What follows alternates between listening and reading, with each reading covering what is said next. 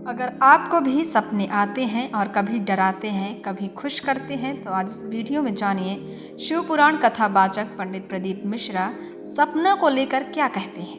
पंडित मिश्रा के अनुसार कौन से सपने शुभ माने जाते हैं और कौन से अशुभ और अमान्य, साथ ही यह भी कि किस समय देखा गया सपना रियल लाइफ में सच होता है।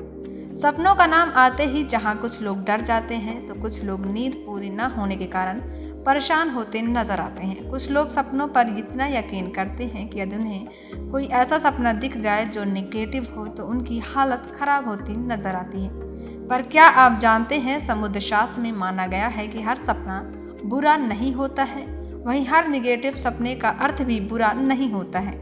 यही नहीं, कुछ सपने ऐसे भी होते हैं जो यदि किसी एक निश्चित समय पर दिखाई दे तो उनके सच होने की पूरी संभावना भी होती है।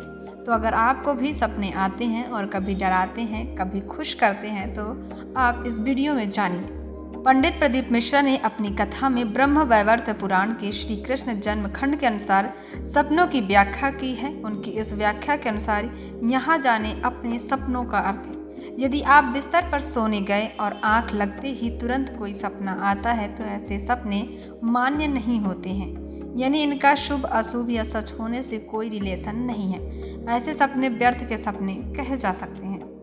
अमूमन लोग आधी रात या मध्य रात में सपने देखते हैं। इस समय की नींद गहरी होती है, इसलिए इस समय देखे गए सपने अक्सर लोग भूल जाते हैं। तो अगर आपने भी इस समय कोई सपना देखा है और आपको याद नहीं है तो ऐसे सपने मान्य होते हैं, यानी ये शुभ या अशुभ का संकेत देने वाले माने जा सकते हैं। प्रदीप मिश्रा बताते हैं कि यदि आपने ब्रह्म मुहूर्त में कोई सपना देखा है और यदि आप इस समय देखे गए सपने को किसी के साथ शेयर नहीं करते हैं तो कुछ ही महीने बाद यह सपना सच बनकर आपके सामने आ सकता है। यानी ब्रह्म मुहूर्त में देखे गए सपने सच होते हैं, लेकिन आप उन्हें किसी से शेयर नहीं कर सकते हैं। पंडित प्रदीप मिश्रा के अनुसार यदि आप सपने में किसी व्यक्ति की मृत्यु देखते हैं तो ऐसे सपने का अर्थ है कि आपके साथ कुछ शुभ होने वाला है, इसलिए ऐसे सपने से डरे नहीं बल्कि खुश हो जाएं। वहीं इसके बाद उन्होंने कहा, यदि ब्रह्म मुहूर्त में आप सपने में शिवलिंग देखते हैं तो समझ लें कि आपको अपने काम में सफलता मिलने वाली है। शिव जी की कृपा आप पर बरस रही है। सपनों के बारे में कहा जाता है कि जो सपना होता है वह कभी भी अपना नहीं होता है। ऐसे में यदि रात में कोई बुरा सपना आता है तो उसे कोरी कल्पना समझिए और प्रतिदिन स्नान करने के बाद साफ सुथरे बिस्तर पर साफ सुथरे कपड़े पहनकर सोएं। बिस्तर पर सोने जाने से पहले तमाम तरह की चिंताओं को एक किनारे रख दें और सोने से पहले ना तो डरावनी किताबें पढ़ें और ना ही ऐसी कोई फिल्म आदि देखें या फिर ऐसी किसी चीज़ पर किसी तरह की चर्चा करें।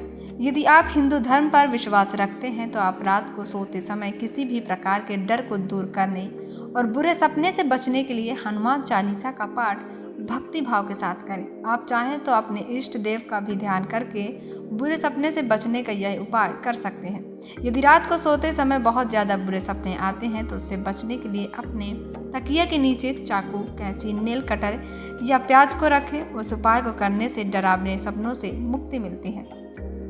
यदि आप चाहते हैं कि आपको रात को बुरे सपने ना आए तो भूल कर भी अपने बेडरूम से बाहर आने वाले चप्पल जूतों को घर के भीतर ना लेकर आएं और ना ही अपने बिस्तर के सिरहाने कोई भी चप्पल जूता रखें।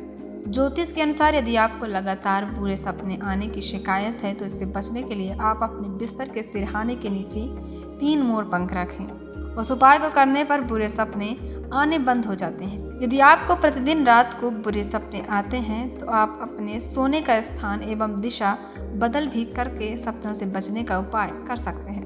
वास्तु के अनुसार बुरे सपनों से बचना चाहते हैं तो उत्तर तथा पश्चिम दिशा में सिर करके भूल कर भी न सोएं। वहीं इसके विपरीत दक्षिण और पूर्व की दिशा की ओर सिर करके सोने पर सुकून भरी नींद आती है।